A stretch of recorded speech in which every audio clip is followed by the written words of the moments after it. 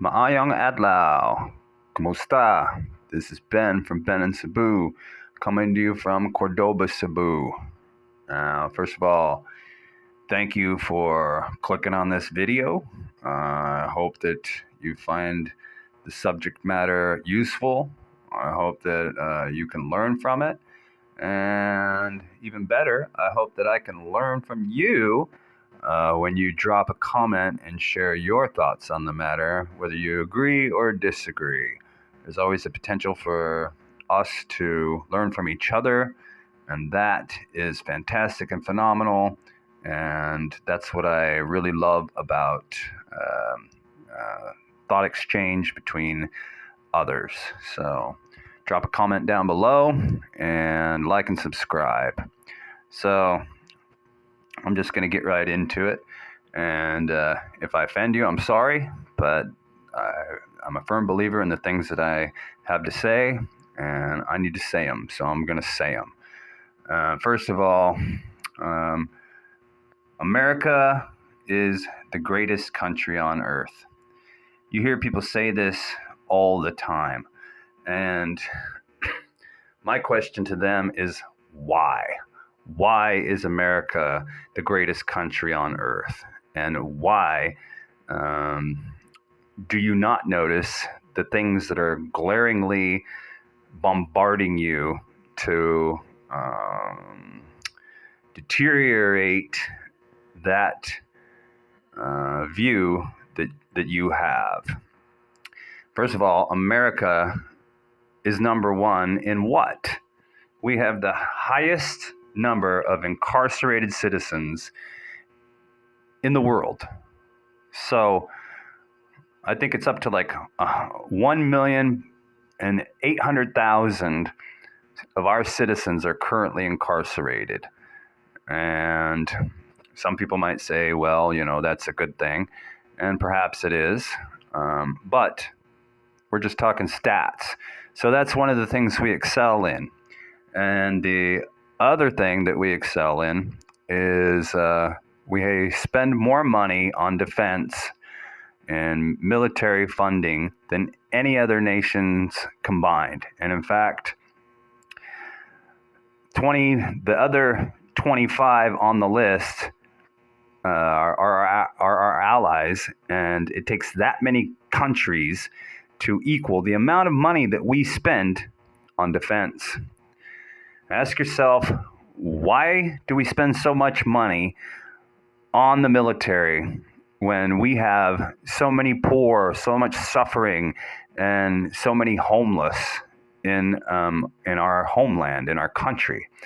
And why do we not pump our dollars into solving those problems instead of going around the world and trying to take over everything? I think that there was a shift, and the shift occurred after my father's generation. Back in the day, this is not a poignant kind of point that I'm about to make, because it's been made over and over by countless people. Our grandfathers and fathers could work a 9 to 5, sometimes put in a little extra, but they were able to support a family of 4, own a home, own a car, put people through college, and sock away enough money to save.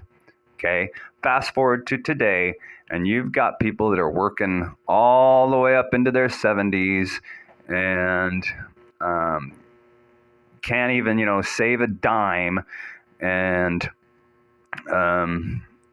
are essentially one paycheck away from falling apart. So what makes America so great in that sense? Where's the disconnect? Why did things shift so extremely? And why is it that cancer rates and death and disease and ailments have skyrocketed, so that when people get to that golden age of retirement, they are so sick that they're spending everything they got just to keep themselves alive so that they can sit in their easy chair and watch sports on Saturday. It's just a huge contrast to me. And you've got these people online and on the internet that are referring to the Matrix and how they need to escape the Matrix. And I used to hear that stuff and I'd be like, wow, man, those dudes are like me. Only to come to find out that they don't even know what the dang red pill is. I thought, they'd gone rogue, that they were renegades. But it's just kind of one of those fad statements that people, it resonates with people and they're like, yeah, I want to be, go against the status quo and I want to be different.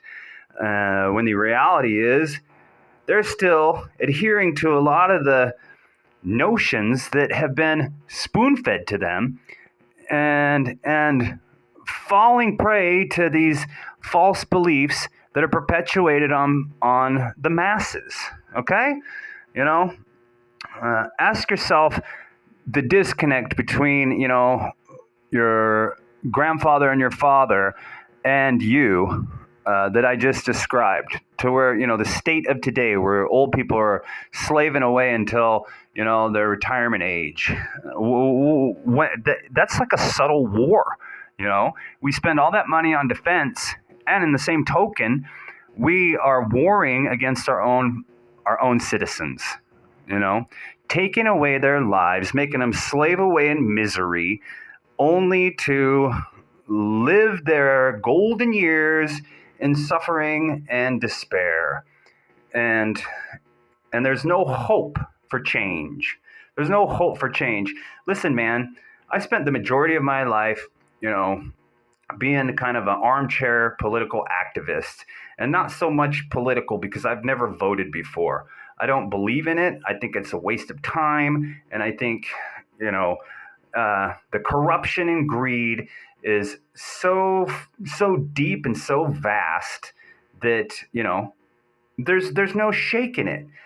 I don't believe anything the government tells me. Anything. And the American dream is a fallacy. You literally have to be asleep to believe in it. It's just one of those things that people just don't see. They don't connect the dots. The government has been using this subtle sleight of hand, palming our dollars under the table, slipping them up the sleeve without us even realizing it or noticing it. And then once we get to this state that we're in now, we all go, how did that happen? How did it happen? Because you just let it happen. You allowed them to pull the wool over your eyes, and you became so indoctrinated and so enslaved that you allowed it to get to this point in this state. All right? Like I was saying, I spent my entire life trying to wake people up and try to point out all of these flaws and all of these things that were so glaringly obvious to me, to all these sheeple that were literally somnambulists. And what somnambulist means is a sleepwalker. You got these people walking around like zombies, going through the motions and waiting to die. That's essentially what we're doing. We got a bunch of walking dead floating around on this earth, and on this planet, and not connecting any of the dots, not connecting any of the obvious things that will point to the fact that they are being cheated. They are being cheated out of life, and they are literally having everything sucked away from them, only so that they can die after they've given all of their money back to the healthcare and the big corporations and all these people that run everything. Man, there's no time to be void. You're saving up on life, and you're pointing, to that finish line and going, man, when I get there, I'm going to split out of here and I'm going to do the things that I want to do. That's the game that they want you to play. Don't play it. It's time for you to live for yourself. It's time for you to wake up, smell the sea air, hop on a plane, and get out of Dodge and live life on your own terms. You're never going to change any of that stuff back there. You can fight against it. You can cast your little fake vote. You can, pretend and hope and convince yourself that your little vote is going to make a difference. It's not going to make a difference. It will never make a difference. And it's time for you to get out and live for yourself, because America is not the greatest nation in the world. It's the biggest warmonger on the planet. And it does not have your best interests at heart, and it never will, and you're never going to defeat it. So get out there and live for yourself. It's all you got. You got one life to live, and it's time to live it.